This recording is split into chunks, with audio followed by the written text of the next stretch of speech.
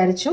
അപ്പോൾ എപ്പോഴും ചെയ്യുന്നതിന് മുമ്പേ നല്ലൊരു കണ്ണാടി വേണം, പിന്നെ ഒരു ടിഷ്യൂ പേപ്പറും കൂടെ കയ്യിലെടുത്ത് വെച്ചേക്കണം. കാരണം നമുക്കത് ചെയ്തിട്ട് തുടയ്ക്കാൻ വേണ്ടിയിട്ടാണ്. ഇങ്ങനെ ഇട്ട് തുടച്ചു കൊടുക്കരുത്, വളരെ സ്ലൈറ്റ്ലി സ്ലാൻഡിങ് പൊസിഷനിൽ വേണം തുടച്ചെടുക്കാനായിട്ട്.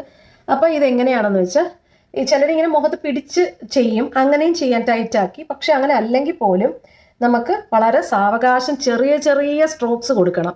വളരെ ചെറുതായിട്ടുള്ള സ്ട്രോക്സ് കൊടുത്തിട്ട് വേണം ചെയ്യാനായിട്ട്. അല്ലാതെ ഒറ്റ സ്ട്രെച്ചിന് ഇവിടെ നിന്ന് ഇങ്ങനെ വരെ ചെയ്യരുത്, ചെറിയ സ്ട്രോക്സുകൾ കൊടുക്കണം. അതായത് ഇങ്ങനെ. അപ്പം നമുക്ക് തന്നെ മനസ്സിലാവും കുറച്ച് ഡെഡ് സ്കിൻ സെൽസും എല്ലാം അങ്ങ് മാറും നമ്മുടെ.